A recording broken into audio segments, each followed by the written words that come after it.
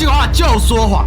号称中华民国1949年辞职的来到台湾，蒋介石下野不是辞职。第二个，1945年就还没有制宪拿来中华民国总统，结果丢死人了。那个命令蒋介代表统统接管。一个将军可以指挥一个统帅，想也知道怎么可能？这是一方巨大的阴谋。因为贬低蒋中正，就可以贬低中国在二战中的贡献，就会凸显中国的五常是得来不正。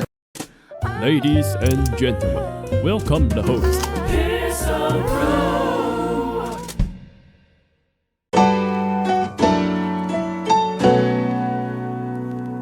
徐国勇号称中华民国1949年辞职的来到台湾，他就不是总统，可是他自己说复行世事，我还是当总统，他就借中华民国这一线就开始实施威权统治、白色恐怖统治。有谁选他当总统？没有。抽第一，1945年就还没有制宪拿来中华民国总统。蒋介石是当时中华民国国民政府主席，他刚才讲中华民国总统，这是非常可笑的一个事情。所以徐国勇不止没念书，连历史背景最基本的 ABCD 都搞不懂。第二个，徐国勇第一句话就说谎，蒋介石叫因故不能事事，所以战退下野不是辞职。如果老蒋是辞职，依据中华民国宪法，副总统会变正任总统，所以为什么李宗仁叫代总统？蒋介石来台湾不是总统，但是他有军准军法，拥兵自重叫军阀。如果他拥的是国家的部队，那他就不军阀，是一个正式的官员。当时老蒋他是真的总统，这是第一个。第二个，蒋介石是军阀的说法，就跟宰相合肥天下瘦，暗讽李鸿章黑了很多钱。但问题是那个时代背景，李鸿章收点点小红包，那不叫贪污。再来，在民国私军是时代的常态，但是军阀跟正规军有根本差别的。老蒋带的都是中央军，中央军是要统一中国的即便他军队来到了台湾，老蒋一直反攻大陆。那讲他军阀，主要是因为蒋介石当时在大陆失了民心，所以他把人家拿来臭老蒋的事情变成正史来信奉，高手。1945年，麦克阿瑟是盟军亚洲地区的统帅。我快晕倒了，最基本的史料都不查，哪来的亚洲战区啊？乱讲一通，完全在鬼扯。麦克阿瑟是太平洋战区统帅，中国战区是独立的，中国战区监管缅印战区，因为英国军队战力不行，这也是为什么罗斯福跟丘吉尔一定要找蒋介石，所以台独都在瞎扯淡，就没有讲过一句实话。亚洲有两个女性上将，请问亚洲的女性上将跟中国战区的女性上将哪个最大？台独的人是脑还是智？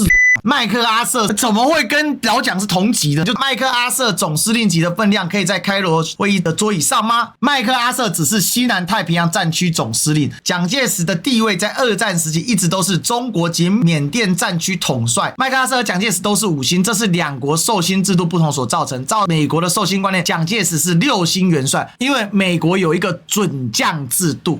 麦克阿瑟命令蒋介石代表统统接受台湾，丢死人了！最简单的东西都不懂，一个将军可以指挥一个统帅，想也知道怎么可能？知道我为什么对台独如此愤怒了？这是个西方的卫史观，洗脑所谓的职人因为贬低蒋中正就可以贬低中国在二战中的贡献，贬低中国在二战中的贡献就可以贬低中国的国际地位，贬低中国国际地位就会凸显中国的五常是得来不正，这是一个巨大的阴谋。不管你喜不喜欢老蒋，当二战当中老蒋居功厥伟，老蒋到了台湾228，跟他在抗战中有什么关系？老蒋在国共第2次内战当中打败仗，跟他在二战当中有什么关系？老蒋来到台湾实行白色恐怖，跟他在二战中有什么关系？根本就是为了贬低中国去贬低老蒋。第5，蒋介石领导战区比麦克阿瑟大太多了，政治地位军衔也高太多。麦克阿瑟只是美国的国防部次长而已只有白的白才会说蒋介石是麦克阿瑟的下属，荒谬到了极点。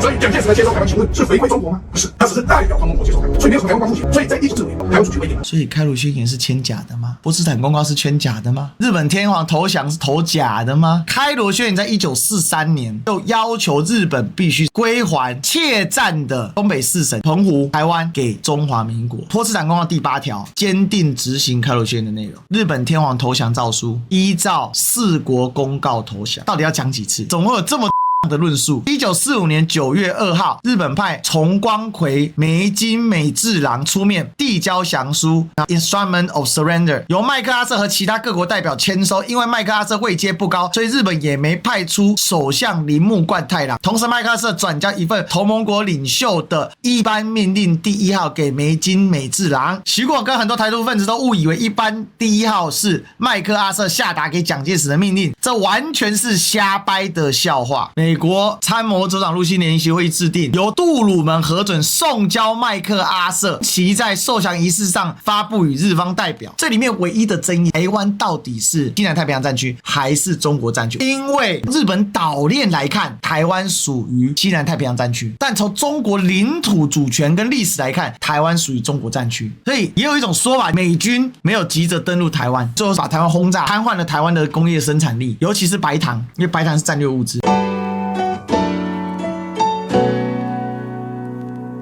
那时候他们是哪国人？还是日本人？一个完全背离事实，讲得斩钉截铁。台湾人从来不是日本人。如果台湾人因为是日本殖民地就是日本人，那请问印度人是英国人吗？请问越南人是法国人吗？请问何属东印度？印尼人是荷兰人吗？回答我，殖民地人不是本国人。他们是不是我觉得侵权台湾。我快气死了！到底在讲什么？主事都搞错。为什么要签这个？因为1949年国民党丢了大陆，中华民国政府撤退到台湾，官方用法叫拨迁来台。当下情势非常危急，美国在做壁上观。做到1950年韩战爆发，毛泽东大手一挥，抗美援朝，中国人民志愿军兵进朝鲜半岛。1951年，整个情势急转直下，美国人坐不住了，所以第7舰队协防台湾，压着日本跟中华民国签了一个中日台北合约，确立台湾跟澎湖它的主权属于中华民国政府。基于这个回归中华民国，自然而然台湾人的国籍就是中华民国国籍。所以不是解决国籍问题，是解决地缘政治需求问题。因为美国要遏制共产扩张，更重要的是1950年旧金山合约里面，中英美苏4大国只有英跟美自己签，叫自嗨。它的历史是狗屎，我受不了。台北合约第2条，追认旧金山合约第2条，日本国放弃台湾、澎湖、南沙、西沙一切权利及民意要求。为什么说放弃？因为旧金山合约就是按照日本按照波茨坦公告投降条件去做的，他竟然把这一条看成主条约，很累。再来第4条，中国与日本之间1941年之前所缔结的所有条约都因战争结果无效废，也就日本或甲午战争马关条约所夺得的台湾领土全部作废。美国看共产党，所以那时候美国就跟台湾签订了共同防御条约，跟中华民国签的，装笑。中美共同防御条约由中华民国代表叶公超、美利坚合众国代表杜勒斯签字。如果中华民国在台湾是非法政府，请问签个屁中美共同防御条约？真的是晕倒。美国当时有麦卡锡主义，害怕共产扩散，谁跟你什么保护共产不要来侵略台湾？这里又讲错了。67年12月16号是通知你要断交，真正断交是1978年1月1号。要是跟台湾断交吗？是跟中华民国断交。为什么？你怎么不讲？因为跟中华人民共和国政府建交，那叫转交。因为1971年2758号决议文，中华民国政府被踢出联合国，它的代表席是由中华人民共和国政府来取代。虚构史学家。美国跟台湾共同防御条约，它是一个军事同盟的概念，跟领土的主权归属无关。没有领土主权，你怎么可以合理有军队？天哪，我晕倒了。所以它不是领土归属。本来中美共同防御条约就没有领土问题，拜托去读一下原文好不好？集体防务的努力，他讲的就是防务，没有讲领土，也没讲国体，也没讲主权，因为那时候主权毫无意义。过去反正国家承认的又可以撤销吗？所以275决议最后结论是由中华人民共和国代表把蒋介石政权赶逐出联合国。讲到这个就更。